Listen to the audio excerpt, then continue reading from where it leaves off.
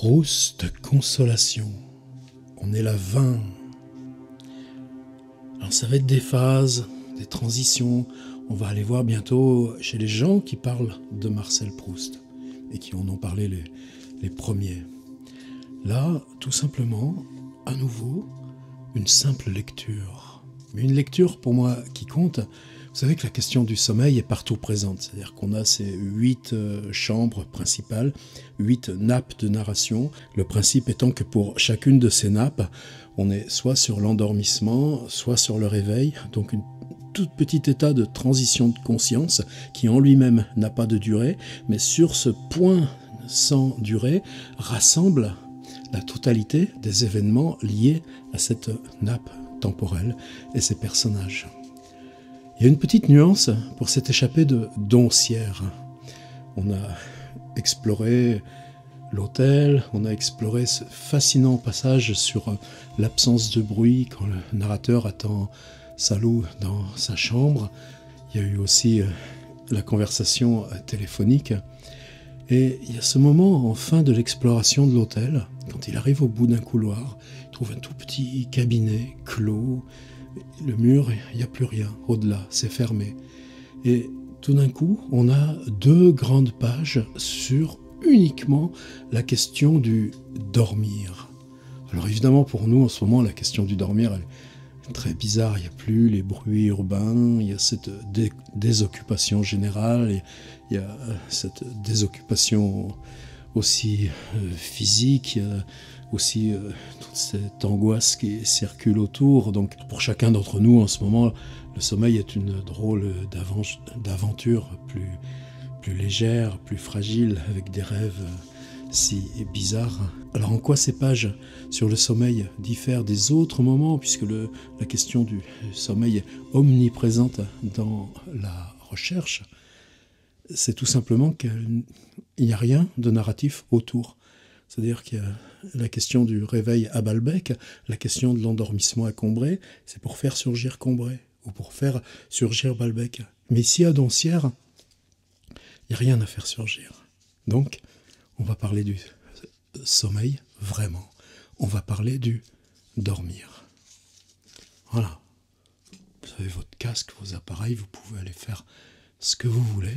Moi, je lis tranquillement 2 grandes pages, qui sont page 810 de l'édition Quarto de Marcel Proust par Jean-Yves Tadier.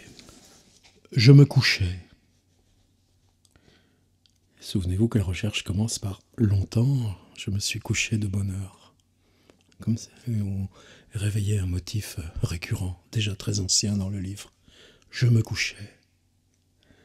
Mais la présence de l'édredon, des colonnettes, de la petite cheminée en mettant mon attention à un cran où elle n'était pas à Paris, m'empêcha de me livrer au train-train habituel de mes rêvasseries.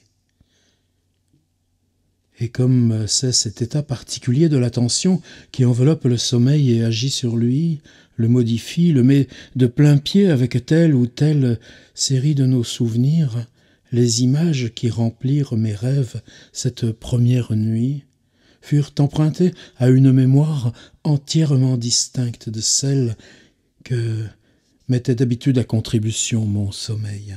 Si j'avais été tenté, en dormant, de me laisser réentraîner vers ma mémoire coutumière, le lit auquel je n'étais pas habitué, la douce attention que j'étais obligé de prêter à mes positions quand je me retournais, suffisait à rectifier ou à maintenir le fil nouveau de mes rêves. Il en est du sommeil comme de la perception du monde extérieur. Il faut toujours se méfier quand Proust insère une phrase qui n'a pas de durée, une phrase très brève. Il en est du sommeil comme de la perception du monde extérieur. Une phrase comme monobloc, même pas de virgule, rien. C'est toujours ce côté aphoristique. On parle du sommeil, on parle de la transition veille-sommeil, juste ce petit point de basculement, et puis là, tout d'un coup, c'est retourné comme un gant. C'est-à-dire, le sommeil et le monde extérieur sont pareils. Qu'est-ce qu'il y a entre les deux? Vous, eh bien vous, on ne sait plus de quel côté on est, de ce moi qui parle, de ce moi qui lit. Il en est du sommeil comme de la perception du monde extérieur. Il suffit d'une modification dans nos habitudes pour le rendre poétique. Il suffit qu'en nous déshabillant, nous nous soyons endormis sans le vouloir sur notre lit, pour que les dimensions du sommeil soient changées et sa beauté sentie. On s'éveille, on voit 4 heures à sa montre.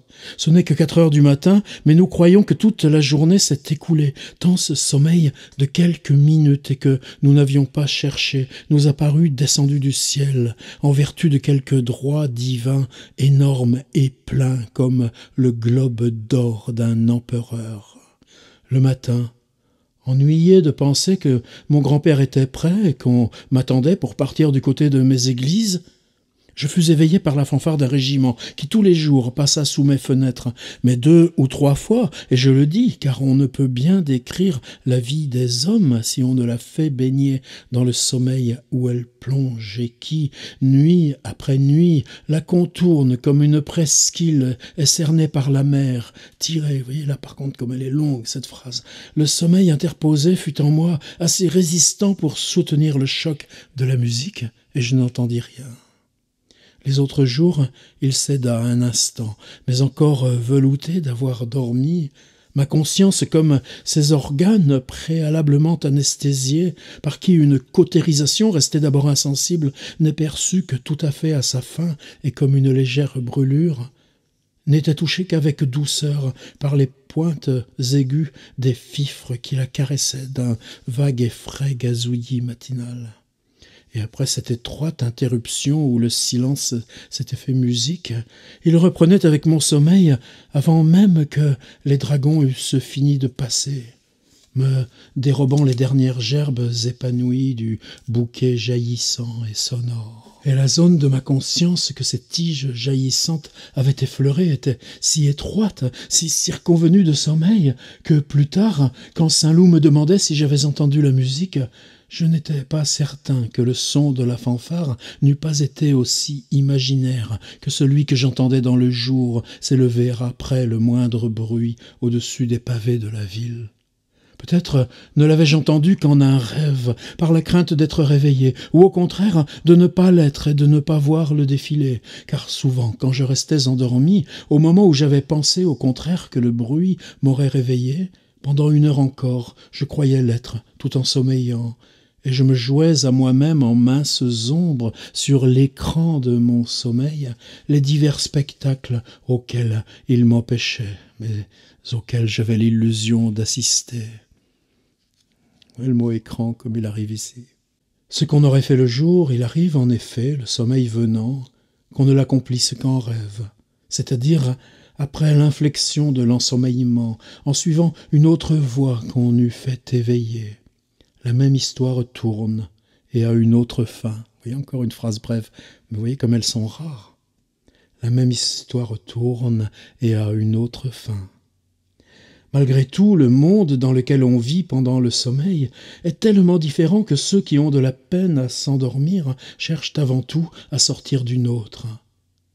Après avoir désespérément, pendant des heures, les yeux clos, roulé des pensées pareilles à celles qu'ils auraient eues les yeux ouverts, ils reprennent courage s'ils s'aperçoivent que la minute précédente a été tout alourdie d'un raisonnement en contradiction formelle avec les lois de la logique et l'évidence du présent, cette courte absence signifiant que la porte est ouverte par laquelle ils pourront peut-être s'échapper tout à l'heure de la perception du réel, aller faire une halte plus ou moins loin de lui, ce qui leur donnera un plus ou moins bon sommeil. Alors quand on est comme ça sur des pistes très proches de Bergson, un passage qu'on pourrait presque mot à mot trouver chez Bergson, toujours vous savez qu'ils étaient tous les deux cousins, alors il y a des tas de théories sur l'influence de Bergson ou Proust. Mais Proust, c'est pas quelqu'un qui cherche dans les théories. Je crois que issus du même monde, en une même époque, ils se retrouvent sur les mêmes pistes du travail commun de la conscience. Et Bergson, c'est quelqu'un qui... En fait, qu'est-ce qui rejoint Proust et Bergson? C'est le plaisir de la langue qu'on a à chacun des deux. Pas plus. Mais un grand pas est déjà fait quand on tourne le dos au réel. Et oui, ça, par contre, c'est des choses qui sont un petit peu pour moi ce nœud central. C'est-à-dire, tourne le dos au réel, et c'est lui qui viendra. Et la langue, quand elle se charge du réel, elle sait qu'elle s'en charge par le dos. C'est quoi? C'est le mythe d'Orphée.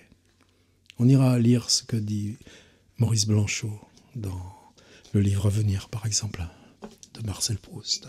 Mais un grand pas est déjà fait quand on tourne le dos au réel, quand on atteint les premières antres où les autosuggestions préparent comme des sorcières, l'infernal fricot des maladies imaginaires prépare comme des sorcières, l'infernal fricot des maladies imaginaires. Alors on est presque dans du rap. Elle prépare comme des sorcières, l'infernal fricot des maladies imaginaires ou de la recrudescence des maladies nerveuses et guette l'heure où les crises remontées pendant le sommeil inconscient se déclencheront assez fort pour le faire cesser.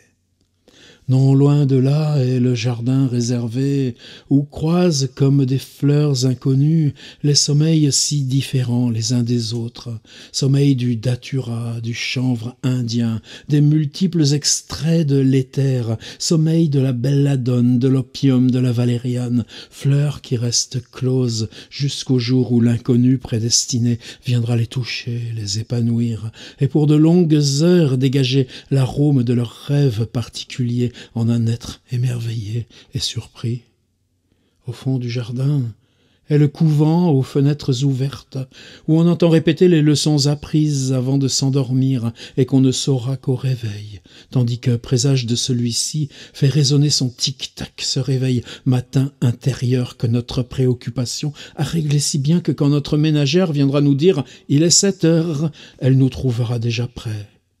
Aux parois obscures de cette chambre qui s'ouvre sur les rêves et où travaille sans cesse cet oubli des chagrins amoureux duquel est parfois interrompue et défaite par un cauchemar plein de réminiscences, la tâche vite recommencée, pendent même après qu'on ait éveillé les souvenirs des songes, mais si enténébrés que souvent nous ne les apercevons pour la première fois qu'en plein après-midi, quand le rayon d'une idée similaire vient fortuitement les frapper.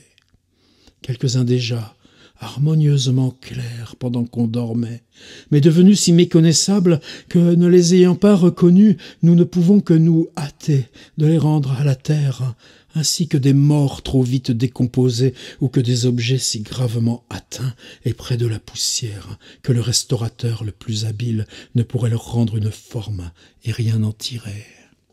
Est-ce qu'il y aura un passage de Marcel Proust, dans tous ceux qu'on a lus jusqu'ici, où on n'aurait pas emmené avec le récit tous les morts qu'on contient nous, tous les morts qui nous cernent.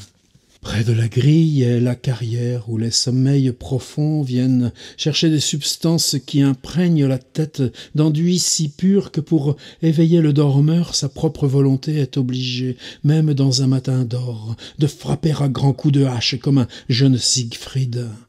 Au-delà sont les cauchemars dont les médecins prétendent stupidement qu'ils fatiguent plus que l'insomnie, alors qu'ils permettent au contraire aux penseurs de s'évader de l'attention.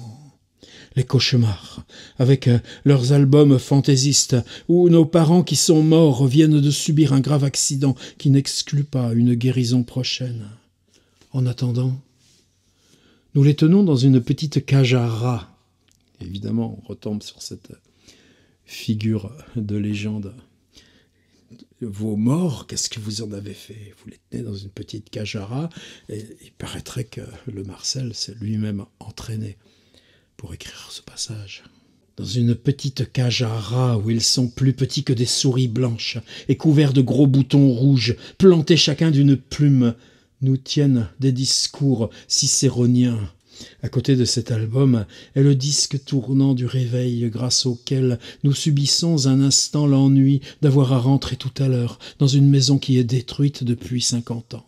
Nous subissons un instant l'ennui d'avoir à rentrer tout à l'heure dans une maison qui est détruite depuis 50 ans, et dont l'image est effacée au fur et à mesure que le sommeil s'éloigne par plusieurs autres, avant que nous arrivions à celle qui ne se présente qu'une fois le disque arrêté et qui coïncide avec celle que nous verrons avec nos yeux ouverts. Quelquefois je n'avais rien entendu, étant dans un de ces sommeils où l'on tombe comme dans un trou. Baudelaire, Cut Up, duquel on est tout heureux d'être tiré un peu plus tard, lourd, surnourri, digérant tout ce que nous ont apporté, pareilles aux nymphes qui nourrissaient Hercule, ces agiles puissances végétatives et à l'activité redoublée pendant que nous dormons. On appelle cela un sommeil de plomb. Il semble qu'on soit devenu soi-même, pendant quelques instants après qu'un tel sommeil a cessé, un simple bonhomme de plomb. On n'est plus personne. Phrase brève. Comment alors, cherchant sa pensée, sa personnalité, comme on cherche un objet perdu, finit-on par retrouver son propre moi plutôt que tout autre? Vous voyez l'effet ressort. Comment tout d'un coup, la phrase brève, elle semble une phrase qui n'a rien à faire là, et on reste dans la syncope, et c'est dans cette syncope qu'on balance l'autre phrase avec effet ressort. Et qu'est-ce qui se passe dans cette phrase? Eh bien, on est dissocié de soi-même. On n'est plus personne, point. Comment, virgule, alors, virgule, cherchant sa pensée, virgule, sa personnalité, comme on cherche un objet perdu, virgule, finit-on par retrouver son propre moi plutôt que tout autre? Point d'interrogation.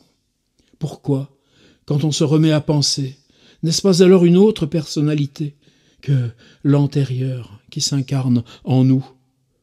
On ne voit pas ce qui dicte le choix et pourquoi. Entre les millions d'êtres humains qu'on pourrait être, c'est sur celui qu'on était la veille qu'on met juste la main. Qu'est-ce qui nous guide quand il y a eu vraiment interruption, soit que le sommeil ait été complet, ou les rêves entièrement différents de nous, il y a eu vraiment mort, comme quand le cœur a cessé de battre, et que les tractions rythmées de la langue nous raniment. Sans doute la chambre ne l'eussions-nous vue qu'une fois, éveille-t-elle des souvenirs auxquels de plus anciens sont suspendus, ou quelques-uns dormaient-ils en nous-mêmes dont nous prenons conscience? La résurrection au réveil, après ce bienfaisant accès d'aliénation mentale qu'est le sommeil, doit ressembler au fond à ce qui se passe quand on retrouve un nom, un vers, un refrain oublié. Et peut-être la résurrection de l'âme après la mort est-elle concevable comme un phénomène de mémoire? Quand j'avais fini de dormir, attiré par le ciel ensoleillé, mais retenu par la fraîcheur de ces derniers matins si lumineux et si froids où commence l'hiver, pour regarder les arbres où les feuilles n'étaient plus indiquées que par une ou deux touches d'or ou de rose qui semblaient être restées en l'air dans une trame invisible, je levais la tête et tendais le cou, tout en gardant le corps à demi caché dans mes couvertures. Comme une chrysalide en voie de métamorphose, j'étais une créature double, aux diverses parties de laquelle ne convenait pas le même milieu. À mon regard suffisait de la couleur, sans chaleur. Ma poitrine, par contre, se souciait de chaleur et non de couleur. Je ne me levais que quand mon feu était allumé. Présence domestique, évidemment. Et je regardais le tableau si transparent et si doux de la matinée mauve et dorée à laquelle je venais d'ajouter artificiellement les parties de chaleur qui lui manquaient, tisonnant mon feu qui brûlait et fumait comme une bonne pipe, et qui me donnait, comme elle eût fait, un plaisir à la fois grossier parce qu'il reposait sur un bien-être matériel et délicat, parce que derrière lui s'estompait une pure vision. Mon cabinet de toilette était tendu d'un papier d'un rouge violent que parsemaient des fleurs noires et blanches, auxquelles il semble que j'aurais dû avoir quelque peine à m'habituer, mais elles ne firent que me paraître nouvelles, que me forcer à entrer, non en conflit, mais en contact avec elles, que modifier la gaieté et les chants de mon lever. Elles ne firent que me mettre de force au cœur d'une sorte de coquelicot pour regarder le monde. Elles ne firent que me mettre de force au cœur d'une sorte de coquelicot pour regarder le monde. Vous voyez, par rapport à tout à l'heure où il s'agissait de tourner le dos par rapport au réel. On renaît au monde et à regarder le monde, mais à cause de ce décor de fleurs banales sur un papier peint d'un cabinet de toilette. Marcel Proust. Elles ne firent que me paraître nouvelles, que me forcer à entrer, non en conflit, mais en contact avec elles, que modifier la gaieté et les chants de mon lever. Elles ne firent que me mettre de force au cœur d'une sorte de coquelicot pour regarder le monde, que je voyais tout autre qu'à Paris, de ce gai paravent qu'était cette maison nouvelle, autrement orientée que celle de mes parents, et où affluait un air pur. Les parents, c'est pas l'air pur. Certains jours, j'étais agité par l'envie de revoir ma grand-mère ou par la peur qu'elle ne fût souffrante. Vous voyez comme on est passé de l'occurrence, le réveil de la première nuit, à certains jours, c'est-à-dire le réveil toutes les nuits que dure le séjour à Doncières. Mais ce principe de nappe et de temps de transition sans durée. Ou bien c'était le souvenir de quelque affaire laissée en train à Paris et qui ne marchait pas. Parfois aussi quelques difficultés dans laquelle, même ici, j'avais trouvé le moyen de me jeter. L'un ou l'autre de ces soucis m'avait empêché de dormir et j'étais sans force contre ma tristesse qui en un instant remplissait pour moi toute l'existence.